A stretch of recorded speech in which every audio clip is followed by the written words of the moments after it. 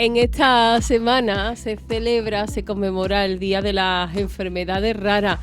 Suele hacerse coincidir con ese cambio entre el mes de febrero, un poquito más corto, el mes de marzo, pues no sé si el 28, si el día 1, porque normalmente cuando cae en bisiesto es el día 29 en el que se celebran el Día de las Enfermedades Raras, y sobre ello vamos a hablar hoy con Celeste Pedregal Solano. Celeste, bienvenida. Hola, buenos días. ¿Hay algo más raro con un 29 de febrero? No, mira, está muy bien. No lo podrían haber colocado, no lo podrían haber elegido mejor, ¿verdad? Sí, la verdad es que está muy bien colocado. Se celebró, como bien has dicho, el martes pasado, con el puente. El día 28, ¿no? El día 28, entonces, que fue el martes. Digo, es que no sé si el 28 o el 1 de marzo, a ver ahí cuando lo conmemoran. Cuando no hay 29, cuando el año no es bisiesto, el día de antes, ¿no? Se celebra el día 28. Y entonces, la verdad que no tenía claro de qué íbamos a hablar hoy y propuse ideas, y una mamá propuso este tema. Una mami que se ha visto envuelta un poco por todo esto de nuevas, y entonces claro. pues digo, mira, me parecía interesante, sobre todo porque coincidía con la fecha en la que se conmemoraba esto y en la que se intenta dar, como tú bien has dicho, visibilidad. Sí, es que es lo más importante, porque hay algo que tenemos, como somos algunas veces muy rápidos para hablar y decimos, ay, ¿y hoy qué pasa? ¿Que toca hablar de esto? Pues precisamente hoy toca hablar de esto, que si quieres dentro de una semana tú puedes hablar también de este tema, pero la labor de divulgación de una realidad que en la inmensa mayoría de los casos afecta a quien la afecta, no pregunta si es el Día Internacional o no, 365 días se vive, por ejemplo, con enfermedades raras, pues por lo menos unos vamos a permitir que sean los protagonistas de la jornada, y en este caso de la semana, y vamos a tomarlo como excusa para divulgar. Eso es, para dedicarle un ratito, porque muchas veces la gente escucha y no te escuchas enfermedades raras y te piensas que hay unas cuantas, o qué es lo que es una enfermedad rara, ¿no? Bueno, yo qué sé, si te pones a investigar, pues, pero muchas veces no sabes tú qué es lo que viene a decir que es una enfermedad rara. Además, es verdad que cada vez lo escuchas mal, el término enfermedad rara. Pero bueno, ¿qué es una enfermedad rara? Pues una enfermedad rara es aquella que tiene una baja incidencia, es aquella que aparece en menos de 5 por cada 10.000 recién nacidos, ¿vale? Esa es bueno, luego hay enfermedades raras, hay un mogollón, y pues hay desde la que tiene una incidencia de 5 por cada 10.000 a la que la incidencia es un 0,8 por cada 10.000, y es más rara aún porque se presenta menos frecuente.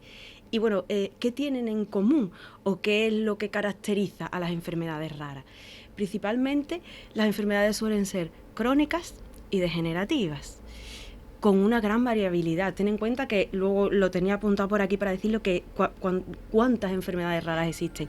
Pues no se sabe bien cuántas enfermedades existen, porque una de las cosas que las caracteriza es el retraso en el diagnóstico, y que muchas veces no se llega tampoco a un diagnóstico claro, a unos padres que quieren saber qué es lo que tiene su hijo. ¿Qué es? ¿Cómo se está? ¿Qué es? Pero además con detalle, descrito y con tratamiento. Ponerle un nombre, porque claro, parece que eso les da una cierta tranquilidad, o poder empezar a investigar por ahí. Pero es que enfermedades raras registradas, hay más de 8.000 enfermedades raras, más todas las que se puedan desconocer.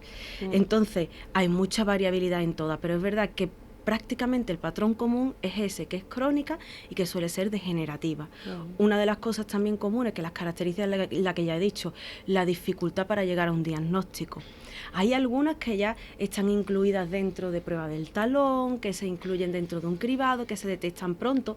Por ejemplo, la mamá que propuso este tema, el diagnóstico ha sido relativamente rápido. Hay que volver a confirmar y demás, pero bueno, parece que, pero no es el caso. Yo recuerdo y tengo en la cabeza un niño que tenía yo en mi otro centro de salud, y yo me fui de allí y no tenía puesto un nombre, ni estaba catalogado como nada. Esa familia todavía, bueno, tenía los síntomas, tenía lo que su niño necesitaba y lo que tenían que reforzar, apoyar y dónde ir, pero no tenían un nombre, ni tenían este gen es el que está mal, Entonces muchas veces la incertidumbre y el poder llegar a ese diagnóstico. ¿Qué más las caracteriza? Normalmente aparecen precozmente en la vida. Hay otras veces que se desarrollan más tarde, pero lo más normal es que precozmente, en los primeros años de vida, hay algunas que incluso al nacimiento ya se empieza a sospechar que ese niño tiene algo. Entonces esos primeros años, en los primeros años de vida, y en muchas, en casi la mitad, el pronóstico de vida está comprometido. Es difícil saber los padres preguntan cuánto es el pronóstico de vida, cuánto. Eso es muy difícil porque los niños se salen de la norma muchas veces.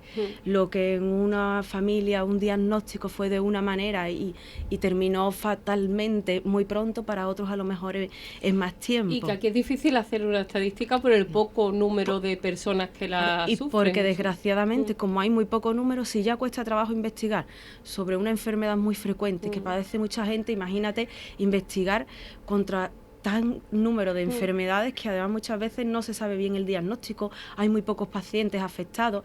Entonces la verdad que esos padres es una lucha por la investigación, entonces es muy complicado. Claro, a mí hay una expresión que cuando dicen, pues, sobre todo sale en la tele, ¿no? Esto es lo que sale en los medios de comunicación, de tiene una enfermedad rara de la que solo hay otras 3 personas más en el mundo, y siempre acabo diciendo que se sepa.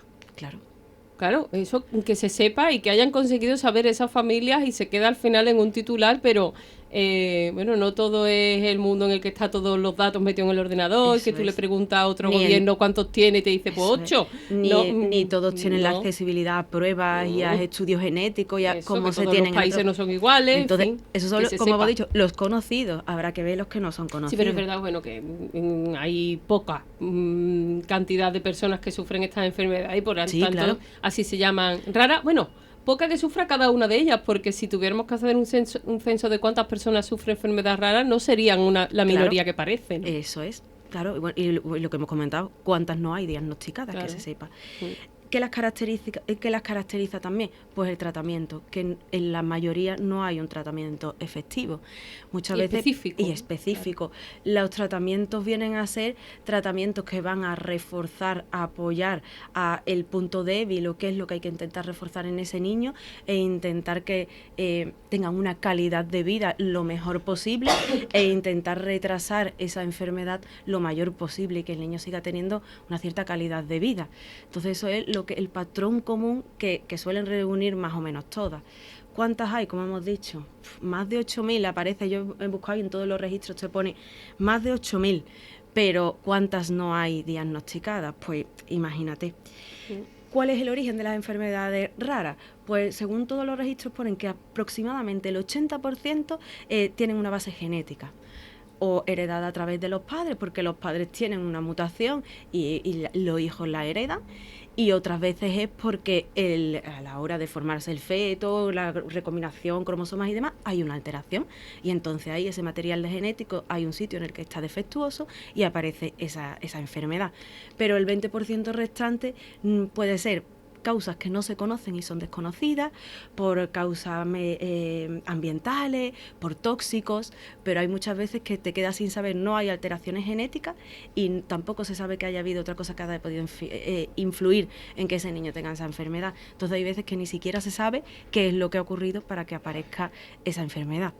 El niño que yo te comentaba de mi otro centro de salud tenía hecho estudios genéticos, una barbaridad, y no, hasta todo lo que se había hecho no se había encontrado ninguna alteración en su estudio genético, pero el niño efectivamente algo tenía, pero no estaba catalogado. Verdad que para entendernos, y entra una faceta psicológica importante, que hay esa ayuda. Yo creo que los pediatras casi que tenéis medio convalidado algunas veces algo de psicología de la vida, con todo el respeto para los psicólogos, pero sí que hay que tener una cierta empatía y demás, y hay que me pongo en la situación de decir, muchas veces pregunta esto, ¿por qué? ¿De dónde viene? Pero claro, en el día a día tienes que pensar más el qué puedo hacer hoy, porque esto está.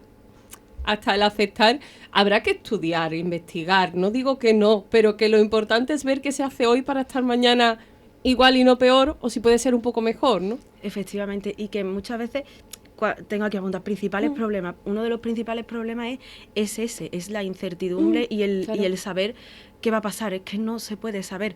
Ayer mismo tenía yo una paciente en la consulta que por casualidad se ha descubierto una cosa y no sabemos todavía lo que es y ni a dónde vamos a llegar. Y la madre venía pidiendo respuestas y yo le decía, sinceramente, es que no te lo puedo decir nada seguro porque no lo sabemos todavía. O sea, hay que preocuparse, sí, pero ahora mismo lo que no tenemos es que ocupar. En el caso de estas enfermedades muchas veces es eso, por supuesto que la preocupación va por delante, pero hay que ocuparse y buscar información, y hay un montón de redes de apoyo y demás, pero muchas veces nos encontramos también con lo que tú más o menos antes has dicho, es el desconocimiento, pero no solo el desconocimiento de la población, sino el desconocimiento del propio profesional. Claro. Yo desconozco un montón, hay veces que salen, como tú misma has dicho, hay no sé cuántos pacientes afectados de tal enfermedad, y cuando, ¿qué enfermedad? No tengo ni idea, porque no la había escuchado nunca, y me tengo que poner a buscar, me tengo que poner a estudiar, y tengo que ver qué enfermedad por pura curiosidad y por aprender sobre eso, pero claro. Si hay 8.000 raras, poco descritas, pues más de 8.000, pues algunas sonarán un poco, pero claro, hay otras que no. De hecho, traigo una lista, traigo un par de ellas o tres descritas, que aunque son catalogadas como enfermedades raras, algunas seguro que suenan, porque son algunas de las que a lo mejor ha habido más movimiento y demás, o porque, bueno, yo las traigo descritas 4, porque son 4 con las que he tenido contacto. Pues con estas 4 sí más o menos conozco, más o menos, pero hay otras con las que no he tenido jamás contacto con ellas y ni siquiera había escuchado hablar. Entonces ya no solo es el desconocimiento a nivel de población, es el desconocimiento a nivel profesional, que es evidente que también lo hay. Entonces muchas veces vienen los padres cuando vienen a buscar a ti, como a mí ayer me ocurrió con esta mamá, porque es en quien confían, con quien saben que pueden hablar, y es lo que tú dices, tienes que hacer un poco de psicóloga, de dar apoyo, de dar esperanza, de hay que esperar, y como ya hemos dicho aquí otras veces, que en medicina muchas veces el camino es largo, se empieza aquí, pero aquí no podemos tener todas las respuestas, hay que ir esperando y ir viendo una evolución, y es verdad que cuando tú te encuentras ante algo así, tú quieres respuestas pronto, pero hay veces... normal que la quieras, pero claro, también tienes que llegar a entender que no siempre va a ser así. Es totalmente natural querer las respuestas ya. Claro, es lo que yo le decía ya a esta madre, yo le decía, yo te entiendo perfectamente, yo entiendo tu angustia perfectamente, pero tenemos que esperar y tenemos que ir dando pasito a pasito, no podemos hacer nada. Que probablemente se quede en nada, que yo estoy segura que probablemente no, pero...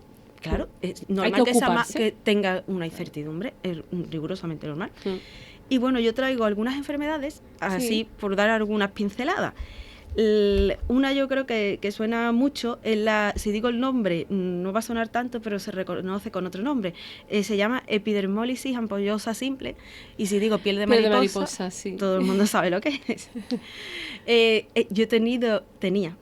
Sí, el paciente, lo que pasa es que ya no es mío, pero tenía un paciente que tenía esta enfermedad, entonces lo he vivido muy de cerca, y como muchas veces tú ves en los libros y demás, pero luego cuando lo vives ves bien qué es lo que ocurre. La enfermedad que hemos comentado, la piel de mariposa, tiene una incidencia de 1 por cada 50.000 recién nacidos. Ya hemos dicho antes que era rara, sí, de 5 por debajo de 5 de 10.000, pues esta es 1 de cada 50.000 recién nacidos. ¿Qué es lo que ocurre? Pues en esta enfermedad hay una fragilidad extrema en la piel, por eso se llama piel de mariposa. Es una fragilidad extrema que el roce, el mínimo traumatismo produce ampollas en la piel, ¿vale? Es horrible, ¿vale? Porque además se forman ampollas dolorosas, gordas, además, intradérmicas, que además después dejan cicatriz cuando la ampolla se termina solucionando. Además pueden aparecer algunas veces en la boca, en la lengua, con la dificultad que ello trae después para el niño para poder comer.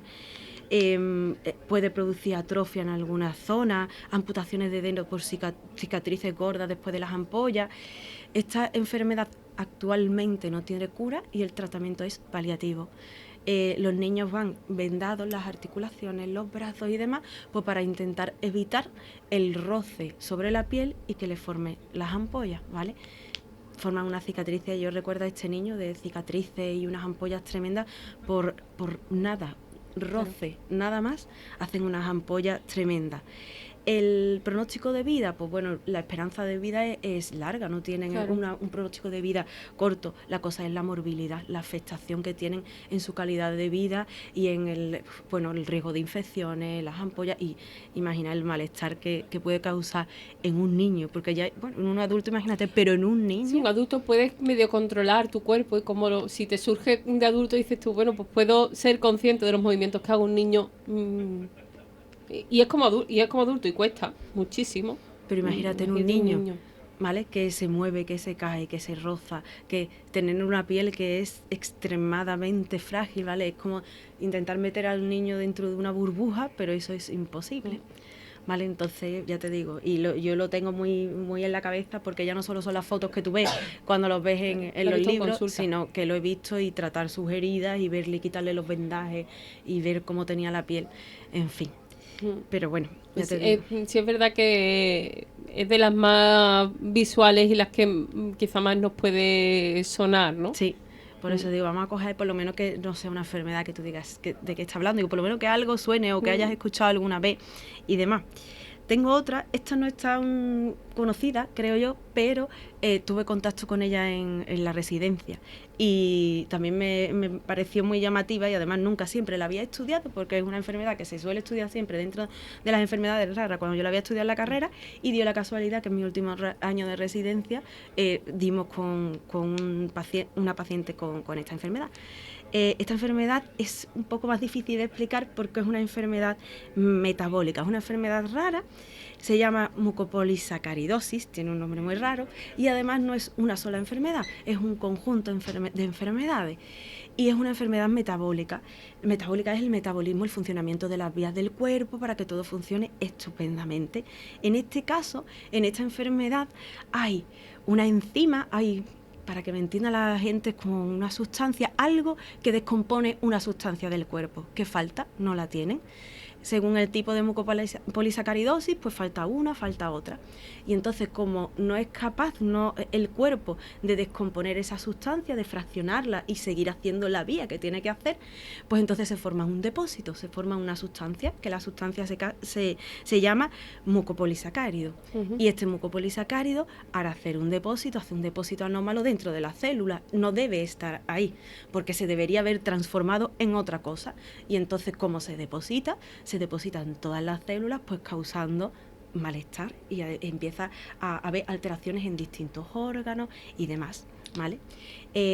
Son niños que nacen y al principio no hay nada llamativo y después empiezan a cambiar, empiezan a tener los rasgos más toscos, empiezan a tener hipertrofia de las adenoides y bueno, igual que se deposita en cualquier célula, pues igual a nivel cerebral también se empiezan a depositar y demás. Bueno, células tenemos en todo el cuerpo, por eso funcionamos y entonces pues empiezan a tener ya otro tipo de alteraciones.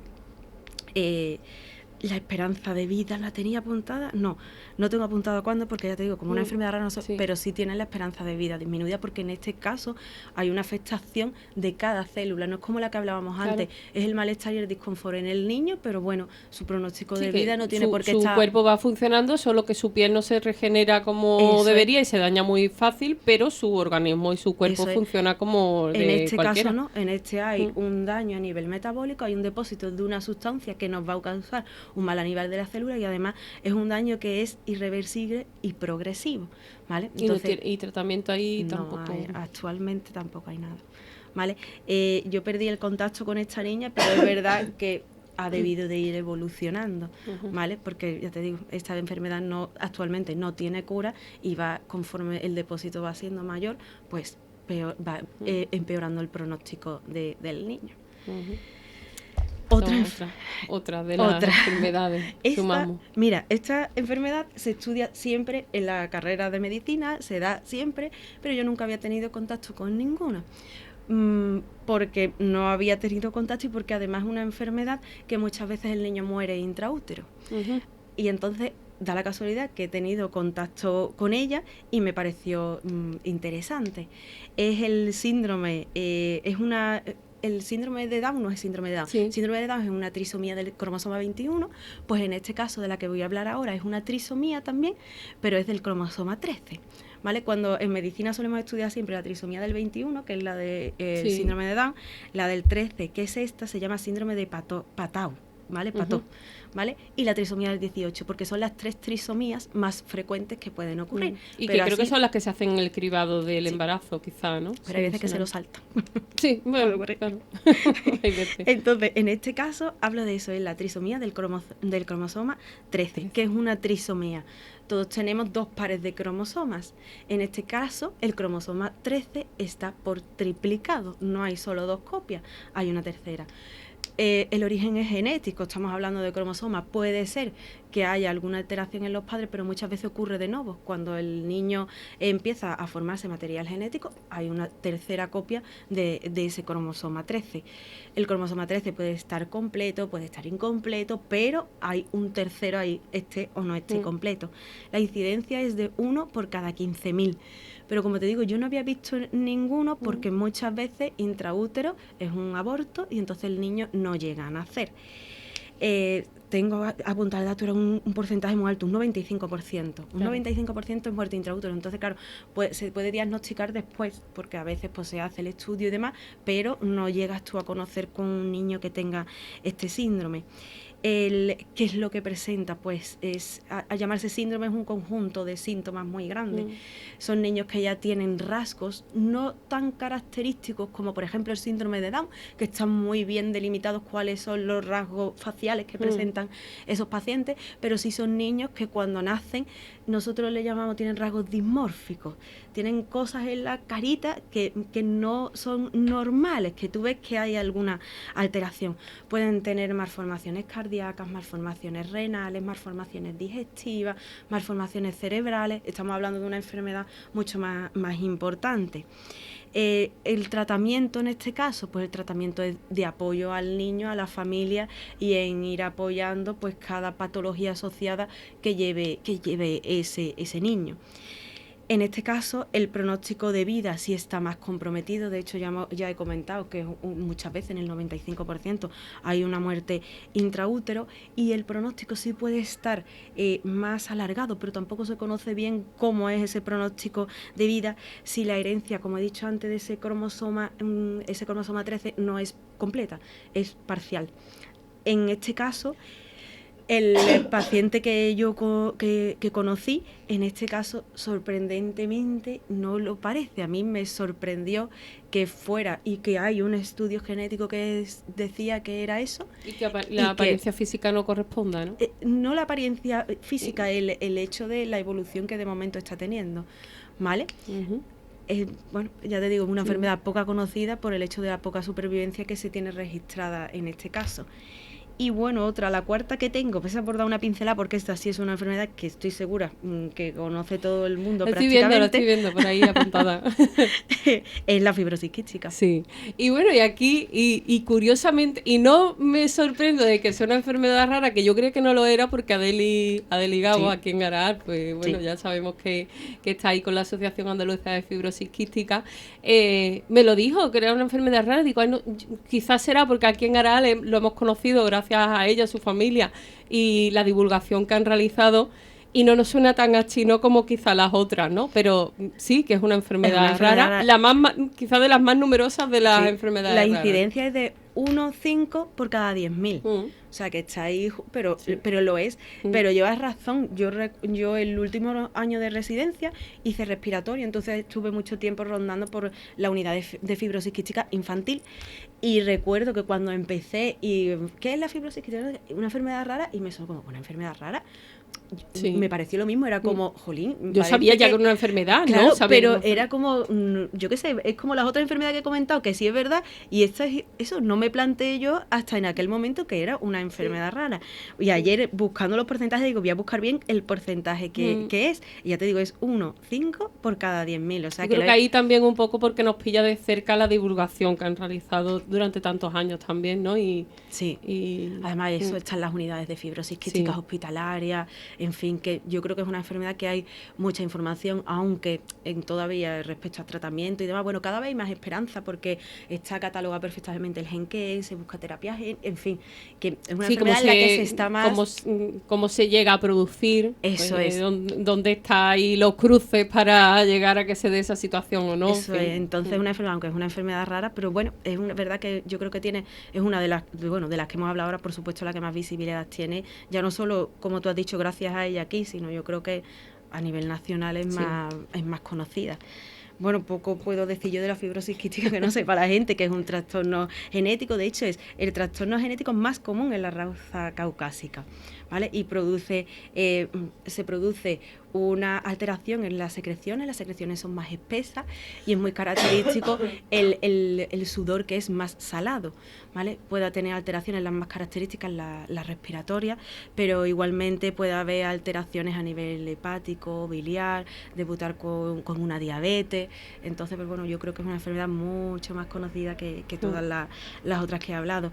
En este caso hay cribado neonatal, es decir, en la prueba del talón se detecta si hay una fibrosis quística, y luego también si se ha podido pasar en la prueba del talón. Muchas veces dentro del cribado de niños que tienen problemas respiratorios repetidos, de niños que tienen infecciones respiratorias repetidas o otro tipo de alteraciones que nos haga pensar en una fibrosis quística, está una prueba muy accesible que es el test del sudor, ¿vale? Que además tenemos la unidad tanto en Valme como en Rocío, donde yo antes tenía contacto, está la unidad para el test del sudor, y es de muy fácil acceso, incluso desde atención primaria, para poder solicitarlo ante una sospecha de un niño, porque que no se haya visto nada en prueba del talón, pero que a ti te haga sospechar o que pienses que haya que solicitarla. Entonces ya te digo, aunque es una de las enfermedades raras, pero es una de las que se tiene más información y además más contacto a la hora de poder tener un diagnóstico.